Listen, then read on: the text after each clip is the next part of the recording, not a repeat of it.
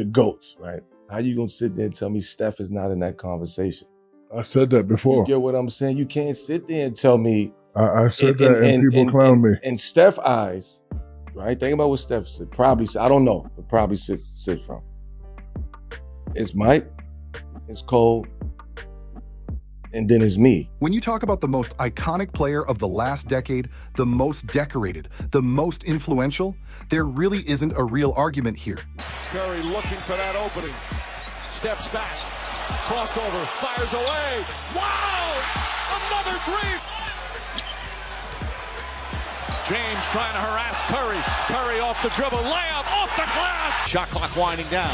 Curry's going to have to put it up. Launches it up. Shot clock. Oh! He knocks it down! By a long shot, it's Steph Curry. What he's done over nearly 10 years isn't just impressive. It's flat out different from anything modern basketball has ever seen. Steph didn't just show up and hoop, he broke the game and rebuilt it. He changed how teams play offense, forced defenses to stretch to half court, built a dynasty from nothing, kept it alive, and he's still going crazy as he slides toward 38 like age forgot his address. And this is where people stay asleep. Steph Curry's longevity gets brushed off while Kevin Durant and LeBron James get nonstop praise for aging.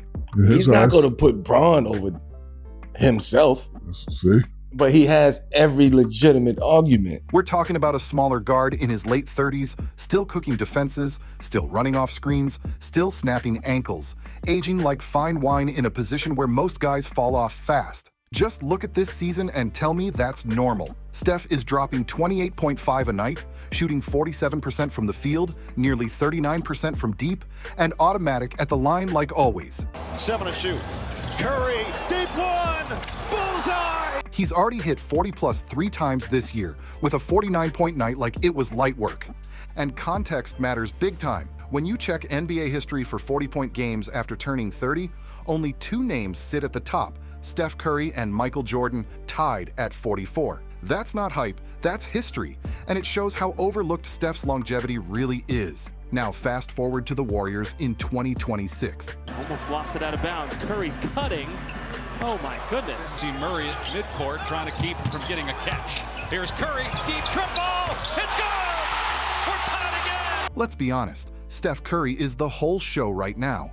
You know, and the shot he made to tie towards the end, it's a shot that, you know, only he can make. Outside of him, there isn't much getting fans on their feet, yet he still carries the franchise like it's nothing. Crossing over, driving in, clinging on his hip. Circles to the corner. Space. And fires a 3, hit another one. He's hit 3 in a row. Did you see what happened though on that play? Oh, beautiful. And notice what Steph doesn't do. He doesn't complain. He doesn't run to the media. He doesn't beg for help or push excuses. He clocks in, clocks out, leads by example, and keeps it professional. No noise, no drama, just results. A lot of legends had stats, rings, and talent, but they didn't have patience. When things got rough, they dipped. Steph stayed. He had every reason to bounce when the 2000s got ugly. Injuries everywhere, roster shaky, seasons going sideways. But he didn't fold, didn't team hop, didn't panic. And here's a legacy truth people avoid. Before Steph, the Warriors were a basketball desert. From 1995 to 2009, they won just 37.6% of their games, 3rd worst in the league. Hannah, I'm told that James Harden wants a trade to the Philadelphia 76ers. Only the Clippers and the Vancouver-era Grizzlies were worse, and one of those teams had to pack up and move. And this is the part people keep dancing around. If you rewind the tape and look at playoff wins from 1995 to 2009, the numbers are wild. The Wizards had 8 wins. The Clippers had 7. The Warriors had 5, second lowest in the league. And the Grizzlies, 0. 0 wins. Apparently Durant requested a trade from the Nets today. If you told anyone back in 2009 that Golden State would own the 2010s, they would have laughed you out the room and checked your pulse. So let's pause that clip for a second. Seeing guys like Melo and Shaq give Steph his flowers? Respect. But when they used to say Steph was top 5 all time, or even top 3 ever, that felt like a reach back then. This stuff is hard. And you got to stay together if you got the guts. And you don't find the first door. and run out of it. I saw him as elite, special, knocking on top 10, but not Mount Rushmore. Not that high yet. Fast forward to 2026, and yeah, I'm switching my stance. And the reason is simple. Steph stayed. He didn't bail. He didn't panic. He didn't dip when things got messy. He built the squad, held the culture together, and carried the franchise with pride all the way through. When it comes to all-time rankings, building a dynasty matters, but keeping it alive matters even more. And plenty of legends tried and couldn't do it. Melo tried to build something in New York, and it never took off. Right? Think about what Steph said. Probably, I don't know, but probably sit from.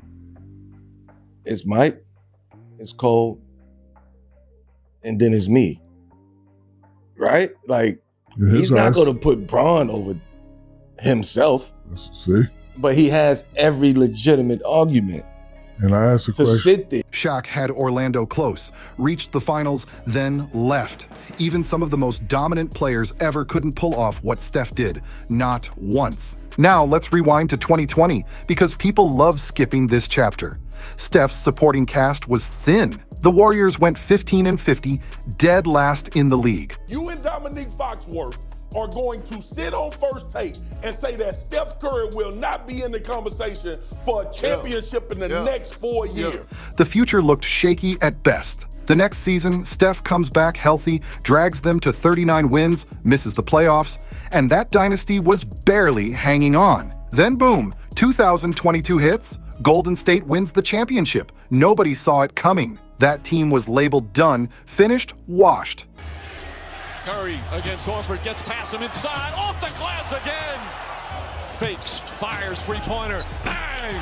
Steph Curry from downtown, a 15-point lead. Instead, Steph carried them to one last ring when most thought the window was slammed shut. And let's keep it real, that fourth championship silenced a lot of noise. When you talk about Steph's individual legacy, that 2022 ring is the most important one by a long shot. But to be honest with you, I don't see the Golden State Warriors bringing home another championship. It wasn't just huge for Steph, it was massive for the Warriors too. He didn't dip after 2019 when the media declared the dynasty dead. Once KD left, they said it was over. Most stars would have jumped ship, teamed up elsewhere, and moved on. Look around at his peers. That's the norm now. LeBron switched teams 4 times. KD did it 4 times. Harden bounced 5 times. Kawhi too. That's how this era moves, but Steph played it different. And yeah, people love lining Steph up next to Kobe, Magic, and Duncan. And that's fair. Those are legends. But the comparison that really hits is Steph versus his own era. That's where the separation gets loud. Because while people were busy chasing rings, hopping teams, and looking for shortcuts to titles, Steph Curry did the opposite. He stayed right where he was. He's the last true OG superstar from this generation who didn't run when things got uncomfortable. And here's the part people love skipping. Longevity isn't just about stats. A lot of players hit their 30s and still put up numbers, still look decent. But the winning stops, the awards dry up, the moments disappear. Steph, whole different lane. When you stack Steph in his 30s against his 20s, the resume is right there, and in some ways even stronger. Championships, finals MVPs, all NBA selections, scoring titles. That's not hanging on late career, that's still controlling the game. Most stars peak early and coast later. Steph flipped that script completely. His 30s weren't a slow fade, they were a second prime. Same gravity, same fear factor, same impact night after night. And when you put it all together, peak dominance, elite longevity, building a dynasty from nothing, then keeping it alive when everyone counted it out, that legacy is built to age beautifully. On top of that, his team, his franchise, and his play style flat out defined the last decade of basketball.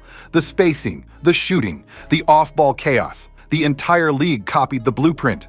Steph Curry didn't just exist in this era, he shaped it, changed it, and left fingerprints all over the game.